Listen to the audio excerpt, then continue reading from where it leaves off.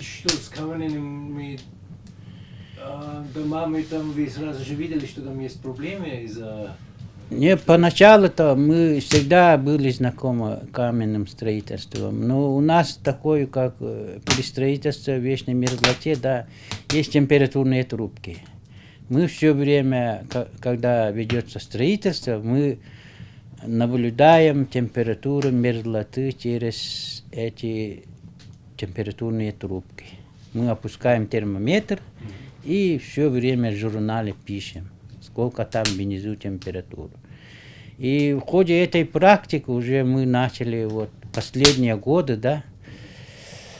Раньше, например, вот в 90-х, 80-х годах вот внизу, да, было вот, ну, даже на метре 6-метровой глубине минус 4-6 градусов было. А сейчас в 8-метровой глубине мы бурим, и где-то минус 1,5-0,5 градусов. Это очень тревожный сигнал. И я начал из-за этой проблемы ну, как инженер уже задуматься. Дальше как устроить. И по интернету, по всем вот интересуемся, потепление идет, и никак не прекращается. Весь мир тоже начал говорить о глобальном потеплении, и мы самые вот пострадавшие от глобального потепления, например, если город и республика, потому что мы на вечной мерзлоте самое большое количество людей живет в Якутии, чем в других мерзлотных зонах. И самый большой город в мире, вот город Якутск, 310 тысяч человек живет вот в условиях вечной мерзлоты и каменных построек. В связи с этим уже с потеплением уже начал, ну, некоторые дома, которые раньше построенные, уже разрушаться начали. И, например, если взять по нормативам, ну, никто, вот власти по-другому говорят, конечно, они вот страхуются, а вот визуально посмотреть где-то вот лет еще, если вот так 2-3 года потеплеет, это аварийность будет минимум 40% домов города Якутска. Ну, вот так идет все, потому что вот территория мерзлоты очень содержит много воды в мерзлоте. Ну, самый минимум 15% содержит, а самый максимум до 80% воды. Это все растает, тогда вот эти, например, каждый дом 3-4-этажный даже, да, весит, ну, 3-4 тысячи тонн. И это все вот это на водяной жиже, остывшей водяной жиже стоит. Это очень опасно. Тогда вот 70-е, 80-е годы вот нормативы, когда строили, да, вот город стал каменным строительством заниматься, нормативы другие были, поэтому не так глубоко бурили, не так вот эти меры, это предохранение от потепления, мало мер было, поэтому уже эти дома разрушаться начали. Сколько домов уже разрушились? Ну, фактически обрушение открытое там 3-4 дома пока, а так трещинами и потенциально к разрушению очень много. Можно их спасти каким-то образом? Или... Ну, спасти это вряд ли, потому что уже дома построены уже так вот, уже устаревшими нормами, а новые дома более-менее вот эта методика изменилась, вот это монолитным каркасом, он более крепкий, чем, но в последнее время очень тенденция вот коммерциализации строительства пошла, и это высотные дома появились. Очень, ну, здесь раньше выше 5 этажов не строили, да? А сейчас уже до 14, до 16 этажей дошло. И они хорошо устроены, или они тоже Ну, опасно строены?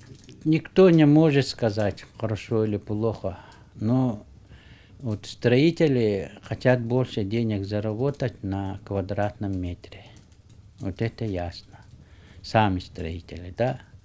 А государство таких нормативов еще новых не выработало.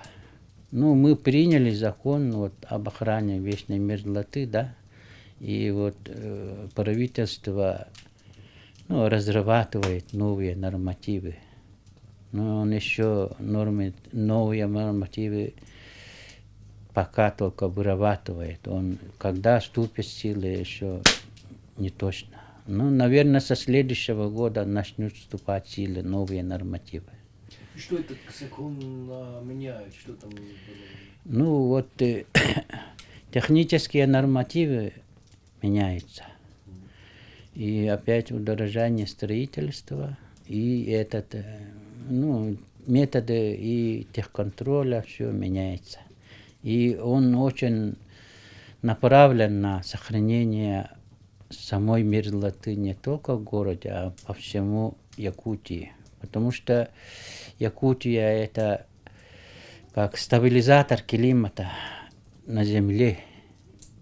Потому что мерзлота поглощает на северном полушарии, вот июнь, июль, август, это солнечное тепло, наоборот, поглощает, а арктические льды, наоборот, отражают и не поглощает тепло. А если отражает, у нее, планета начинает теплеть, а мерзлота поглощает. И вот, например, если здесь в Якутии, 0,5 градусов среднегодовой поднимается температура, и число ураганов, смерчей, цунами в экваториальных зонах почти удваивается.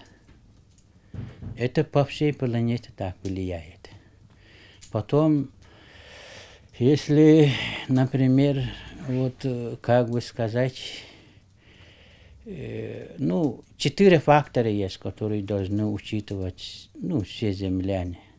Это стабилизация климата, это потому что мерзлота поглощает тепло солнечной энергии в северной части, летние месяцы.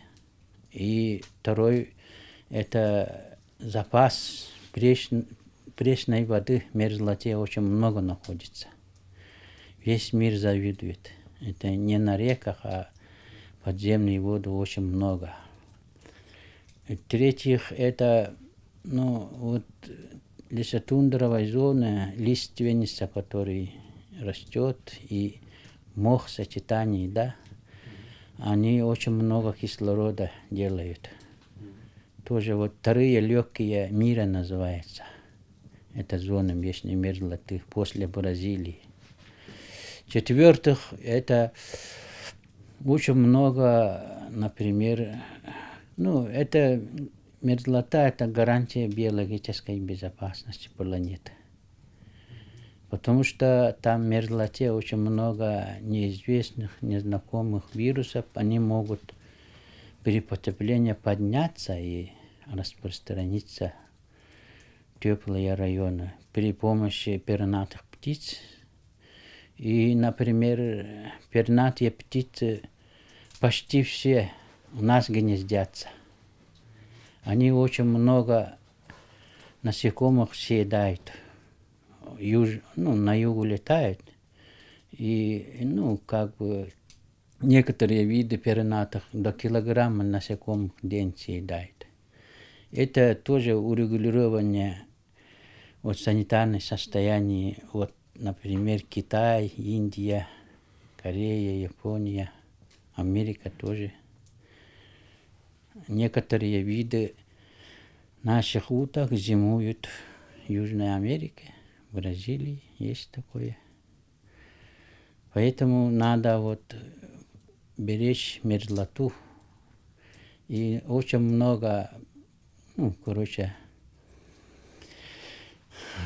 вариантов надо рассмотреть, чтобы это все, планета точку возврата не прошла. А здесь спусковой крючок вот это необратимых процессов. Я примерно считаю, что это Якутия и ядро местной мерзлоты. Но сейчас уже по-другому строят. Вот эти дома, которые сейчас строят, они уже выдержат или тоже не выдержат? Так-то вопрос выдержит, не выдержит, только время покажет. Потому что сам вот это, который сейчас появился вот у нас в железобетонном монолите, да, который сейчас в последнее время мы строим, да, он, сваи бурятся до уровня 12-14 метров.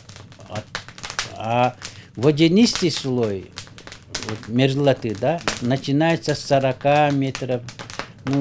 Самый минимум 28 метров. Что будем 28 метров бурить, что ли? Это... Потом же и как верхние слои тают, да, и еще выталкивающая сила меняется. Поэтому нет никакой гарантии, что это монолитный каркас нормально устоит. Нет никакой гарантии. Просто если мы считаем вот это все крепкое, вот это как бы физика твердых веществ, примитивный выход из положения называется. Поэтому мы предлагаем вот новый принцип расселения. Это территориальное образование с ландшафтной ответственностью. Это должно по всему миру, например, уже как приниматься постепенно и постепенно. Например, вот... Я не совсем понял, что вы предлагаете, как по-другому надо? Новый принцип расселения. Как? Территориальное образование с ландшафтной ответственностью. Значит, что? Малоэтажное строительство и расселенные. Не в одном концентрированное, а расселенное жилье.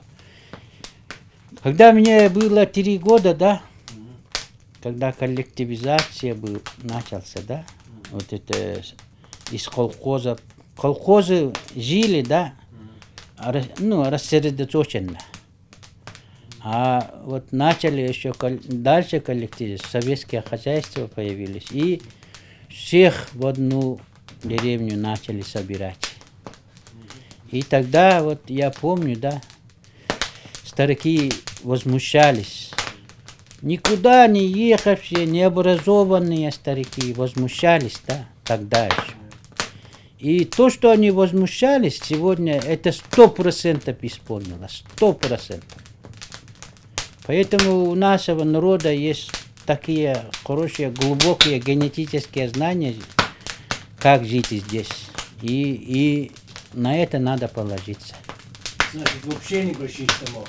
Да, большие. И, например, ты в одном Аласе живешь, ты просто не успеваешь ничего испортить. Природа сама догоняет тебя и быстро восстанавливает. А если большой населенный пункт, он все растопчет и все испортит, и природа не может догонять.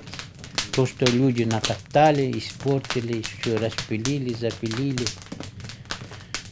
Поэтому нужен вот такой.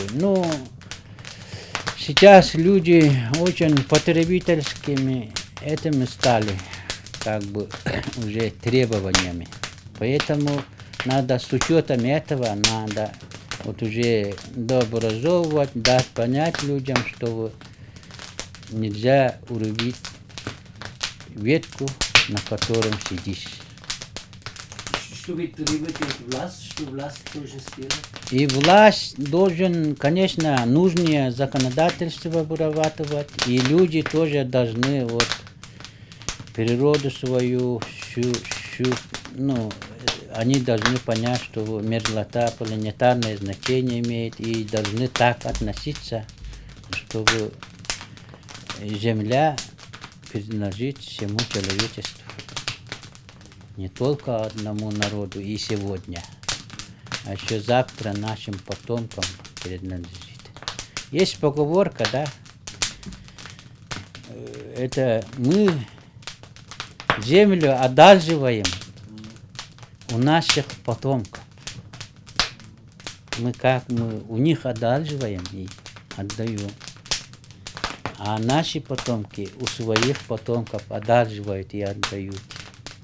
Ну, чтобы ответственные были. Не на только свою жизнь, а на время вперед.